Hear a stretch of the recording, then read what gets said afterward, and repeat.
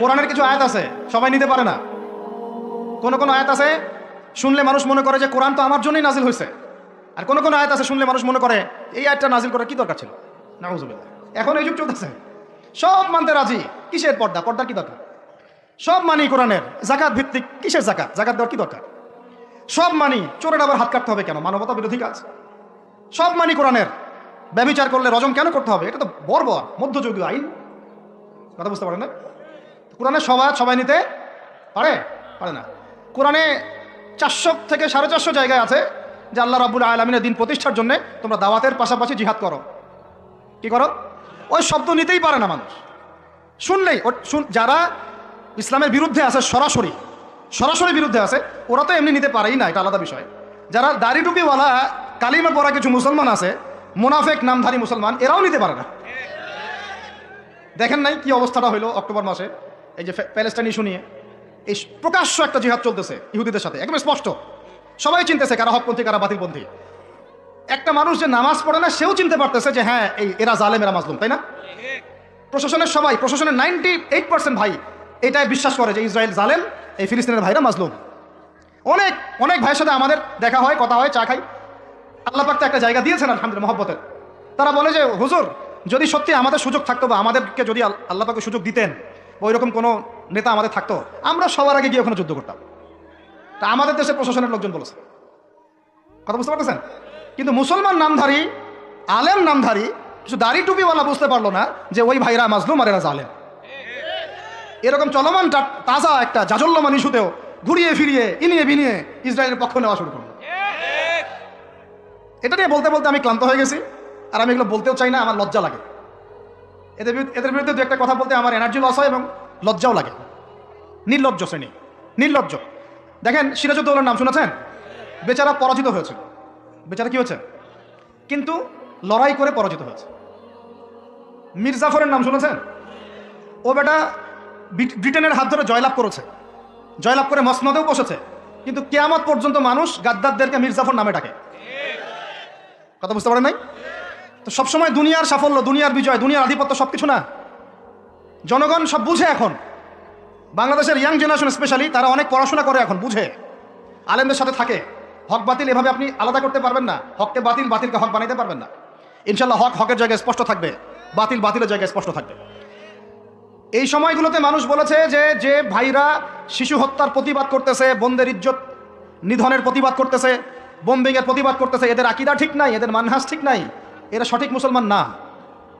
এরকম অবস্থায় মানুষ বলেছে আইয়ুবী রাহিমাহুল্লাহ যখন আক্রমণ করে বাইতুল মুকাদ্দাস জয় করেছিলেন, উনারও আকীদা মানহাজ ঠিক ছিল না।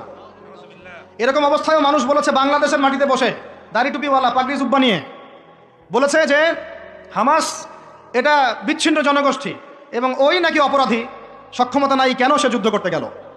বলেছে যে হামাসকে সৃষ্টি করেছে নাকি ইসরায়েল। তো এই হলো অবস্থা। না এদের আকীদার কোনো সঠিক জ্ঞান আছে, না সত্যিকারের মানহাজের সঠিক জ্ঞান আছে, আর না ইতিহাসের কোনো সঠিক জ্ঞান আছে। হামাস সৃষ্টি হয়েছে 1994 সালের দিকে। কত সাল বলেন? 1989 থেকে 92 সালের মধ্যে একটা চুক্তি হয়েছিল।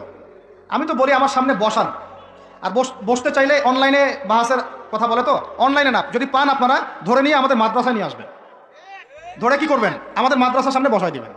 অনলাইনে কোনো বাহাস হয় না, অফলাইনে হবে, সামনাসামনি। কিতাব যত কিতাব আছে নিয়ে আসুক, সমস্যা নাই, কিন্তু অনলাইনে না। হবে কোথায়? অফলাইনের সামনাসামনি, টেবিল থাকবে, দুই দিকে দুজন বসবে। প্রয়োজনে প্রশাসন থাকবে, প্রয়োজনে আমাদের আরো বড় বড় ওলামায়ে কেরামরা থাকবেন, তারা এখানে এটাকে জাজ করবেন। এই যে কথাটা বললো হামাসকে সৃষ্টি করেছে কি ইসরায়েল। আমি শুধু অর্থনীতি নিয়ে পড়ি নাই, আমরা 6টা সাবজেক্ট নিয়ে পড়ছিলাম ইউনিভার্সিটিতে। আমাদের ফ্যাকাল্টির মধ্যে 6টা সাবজেক্ট মেইন ছিল, মেজর। একটা হলো ফিলোসফি, একটা হলো ইংরেজি, একটা অর্থনীতি, একটা এই গ্লোবাল অ্যাফেয়ার্স মানে জিও পলিটিক্স, যেটাকে আমরা জিও পলিটিক্স বলি, আর একটা হচ্ছে হিস্ট্রি, আর একটা হচ্ছে পশ্চিমা দর্শন। যে পশ্চিমা দর্শনের এতগুলো কথা আমরা বলি, এমনি বলি না, আমরা জানি ওদের দর্শনের মধ্যে কোথায় কুফর আছে, কোথায় শিরক আছে। এখন ইতিহাস আপনাকে ছোট্ট করে বলতেছি। 1989 সালে একটা চুক্তি হয়েছে ফিলিস্তিনের সাথে। এই চুক্তিটার নাম 89 থেকে 92 এর মধ্যে, এই চুক্তিটার নাম হচ্ছে অসলো শান্তি চুক্তি। বলেন কি বললাম? এই চুক্তিটা সাধারণ ফিলিস্তিনি যারা তাদের ভূমি ফেরত চায়, যারা ইসরায়েলের পতন চায়, যারা এই জুলুমের বিরুদ্ধে দাঁড়িয়ে আছে, ওরা মেনে নেয় নাই। তো যারা মেনে নেয় নাই, পরবর্তীতে তারা এই হামাস নামক সংগঠনটা তৈরি করেছে। এটা সশস্ত্র অবস্থান, ওদের দুইটা অংশ আছে, একটা আল কাসাম ব্রিগেড আর একটা হচ্ছে দাওয়ার জন্য। কিছু মানুষ দাওয়াতের মেহনতে থাকে, কিছু মানুষ সশস্ত্র যুদ্ধ করে। এটা উড়ে এসে জুড়ে বসে নাই। এরা বিগত প্রায় 75 বছর থেকে ধাক্কা সহ্য করতে করতে করতে করতে আজকে বাধ্য হয়ে জায়গা আসছে। একটা কিতাব বাজারে আসবে ইনশাল্লাহ, আপনারা দোয়া করেন যেন কিতাবটাকে মানে সবচেয়ে সেরাভাবে যেন আল্লাহ পাক আনার তৌফিক দান করেন। এর নাম হচ্ছে হুরমাতুল আকসা। কি নাম? আল্লাহ পাক যেন তৌফিক দান করেন, আমিন। একদম বিগত 5000 বছরের ইতিহাস আপনাকে দিয়ে দিব ইনশাল্লাহ। কত বছর? 5000 বছর পুরাতন ঘটনা আল আকসা। কত বছর ভাই? 5000 বছর। ওইটা ইব্রাহিম আলাইহিস সালামের হিজরতের জায়গা। ওখান থেকে ইয়াকুব আলাইহিস সালামের ছেলেরা মিশরে আসছে। ওইখান থেকে মুসা আলাইহিস সালামের যুগে তারা আবার গিয়েছে আল আকসা দখল করতে।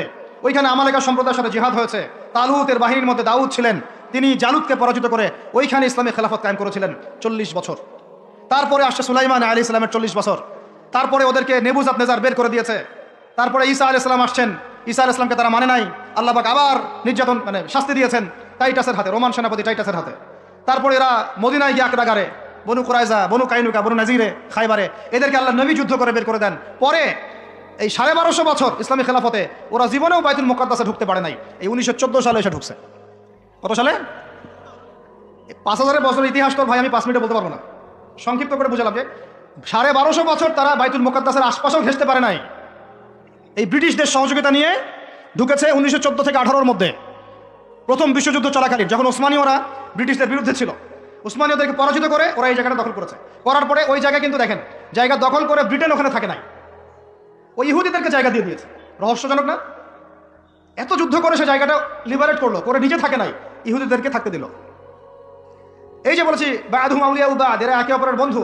এরা একে অপরের কি বন্ধু? যে বন্ধুত্ব দেখলেন, প্রথম বন্ধুত্ব, জায়গা দিয়ে দিল। তারপরে 1914 থেকে 45 সাল পর্যন্ত ব্রিটিশরা এদেরকে পেলে পুষে বড় করলো, অর্থ দিয়ে, সামরিক যান দিয়ে, মিলিটারি সহযোগিতা দিয়ে, ব্যাংকিং সিস্টেম দিয়ে, যা পারছে সব দিয়ে দিয়েছে, যা পারছে সব দিয়েছে। দেওয়ার পরে ওকে বড় করেছে। তারপরে দ্বিতীয় বিশ্বযুদ্ধ হলো, ওই সময় রুলিং স্টেট চেঞ্জ হয়ে গেল, ব্রিটেনের জায়গায় চলে আসলো আমেরিকা। এবার আমেরিকা এসে ব্রিটেন তাদেরকে যে সহযোগিতাটা করতো তার চেয়ে 1000 গুণ বেশি সহযোগিতা করা শুরু করলো। করতে করতে ওকে সাধারণ সামরিক অবস্থা থেকে নিউক্লিয়ার মিসাইল সম্পন্ন কান্ট্রিতে পরিণত করলো। এখন ওর কাছে নিউক্লিয়ার অস্ত্র আছে, ও সারা বিশ্বে ভেটো দেয়। ইরানের কাছে কয়টা অস্ত্র আছে, তাই না? ইরান পারমাণবিক কর্মকাণ্ড চালাচ্ছে নাকি, ওই দেশ করছে নাকি, সেই দেশ করছে নাকি। ও কিন্তু জীবনে বলে না যে তার কাছে কয়টা পারমাণবিক অস্ত্র আছে, বলে? কখনো বলছে? আর এই কোরআন আল্লাহর কিতাবই আমাদেরকে বলেছেন, আল্লাহর কিতাবে আল্লাহ পাকই আমাদেরকে বলেছেন যে ওয়াইদু লাকুম মাস্তাতাতুম মিন কুওয়া, তোমরা শক্তি অর্জন করো। কি অর্জন করো? তোমরা মুসলমানদেরকে আল্লাহ বলেছেন তোমরা শক্তি অর্জন করো। শক্তি অর্জন করলে কি হবে? তুরহিবুনা বিহি আদুওয়াল্লাহি ওয়া আদুওয়াকুম, তোমরা আল্লাহর দুশমন এবং তোমাদের দুশমনদেরকে ভয় দেখাতে পারবা। এই যুগে পারমাণবিক অস্ত্র ছাড়া কোনো রাষ্ট্রকে কেউ ভয় করে না। ভয় করে? ওই আয়াতের উপরে আমল মুসলমানরা আমরা করতে পারি নাই, আমল করেছে ইসরায়েল। বুঝতে পারলাম না, বুঝতে পারি নাই মনে হয়। এই আয়াতের উপরে আমরা আমল করতে পারিনি এখনো, আমল করেছে কারা? ও শত শত পারমাণবিক অস্ত্র তৈরি করে রেখে দিয়েছে। বাংকার তৈরি করা আছে, বাংকার, যে অচিরেই যদি সারা বিশ্ব জুড়ে একটা তৃতীয় বিশ্বযুদ্ধ লেগে যায় এবং পারমাণবিক অস্ত্র প্রয়োগ করা শুরু হয়, ও যেন বাংকারের নিচে, মাটির নিচে 100 ফিট, 200 ফিট, 300 ফিট, 500 ফিট নিচে গিয়ে লুকাতে পারে। আর আমরা এখন কিসে পড়ে আছি জানেন? আলুর মধ্যে আল্লাহ নাম পাওয়া গেছে, গরুর কলিজায় কালিমা পাওয়া গেছে। আমরা এখানে পড়ে আছি ভাই, মন খারাপ করতেছেন নাকি? এই হলো আমাদের অবস্থা। কি একটা অবস্থা! আমরা পড়ে আছি এখনো কলা নিয়ে। কলা মানে রাস্তাঘাটে আমরা বের হবো হনুমানের মূর্তি নিয়ে, বানরের মূর্তি নিয়ে, দেখেন নাই? সাপ নিয়ে, ব্যাং নিয়ে, পেঁচা নিয়ে। এগুলো হচ্ছে আমাদের সায়েন্স অ্যান্ড টেকনোলজি, প্রযুক্তির অগ্রগতি, তাই না ভাই? আজ পর্যন্ত আমরা কয়টা অ্যাপস তৈরি করতে পারলাম, কয়টা সফটওয়্যার তৈরি করতে পারলাম, কয়টা মিসাইল তৈরি করতে পারলাম। আমাদের আকাশ, এই পুরো আকাশ, আমার কথা রাগ করেন, আমি কারো দুশ্মন না, জাস্ট আমি আমার জায়গা থেকে অ্যাজ এ নাগরিক কথা বলছি। আমাদের দেশের আকাশ সুরক্ষিত না, সুরক্ষিত না, 100% সুরক্ষিত না। আপনাদের কোনো খবরই নাই। আর ইসরায়েলের আকাশ, আপনি মারবেন কোনো মিসাইল, ওর আয়রন ডোম রেডি করে রাখছে, আকাশেই আপনার মিসাইল ধ্বংস করে রেখে দিবে। যে কাজগুলো আমাদের করা দরকার, আল্লাহ পাক আমাদেরকে করতে বলছেন এই কিতাবের মধ্যে, যে তোমরা ওয়াইদু লাকুম মাস্তাতাতুম মিন কুওয়া, সাধ্যমতো শক্তি অর্জন করো তোমরা। কাদেরকে বলছেন? আমাদের হিন্দু ভাইদেরকে, ইহুদিদেরকে, খ্রিস্টানদেরকে, বৌদ্ধদেরকে। কিন্তু পুরো বিশ্বের হিন্দু ভাইরা, বৌদ্ধরা, ভাই বলছি আমি, আদম সন্তান তো তারা নাকি, ওই সেন্সে বলছি আর কি। হিন্দু সম্প্রদায়, বৌদ্ধ সম্প্রদায়, চাইনিজদের বৌদ্ধ সম্প্রদায়, রাশিয়ান আমেরিকান ন্যাটোদের খ্রিস্টান সম্প্রদায়, ইহুদি সম্প্রদায়, ওরা সবাই এই আয়াতের উপর আমল করে দেখিয়ে দিয়েছে। আর আমরা বললাম পড়ে আছে কিসে ভাই? ওই যে আমিনটা জোরে হবে না আসতে হবে, হাতটা আমি এখানে বাঁধবো না এখানে বাঁধবো না এখানে বাঁধবো না এখানে বাঁধবো। আর কিছু মানুষের ওয়াজের টপিক এইগুলা, ওয়াজের টপিক এইগুলা, মানে ইখতলাফি মাসআলাগুলোকে নিয়ে বাহাস করতে চায়। আরে ভাই যেগুলাতে ইখতলাফ আছে মাসআলায় সেগুলো নিয়ে তো বাহাস হয় না। এটা তো ইখতলাফি মাসআলা, ফিকহি ইখতলাফি মাসআলা, এটারও দলিল আছে, দেখা যাবে এটারও দলিল আছে। কোনোটার খুব বেশি শক্ত, কোনোটার একটু কম, কোনোটা একটু জয়ীফ, কোনোটা একটু জাল, বা কোনোটা হাসান, বা কোনোটা মোতাবাতির পর্যায়ে, এরকমই হবে হয়তো। আমরা পড়ে আছি এইখানে। কিছু মানুষকে আমার এটা বুঝতে 10 বছর লাগছে। কিছু মানুষকে সমাজে লেলিয়ে দেওয়া হয়েছে, লাগিয়ে দেওয়া হয়েছে বাংলাদেশের মুসলমানকে এগুলোতে ব্যস্ত রাখার জন্য।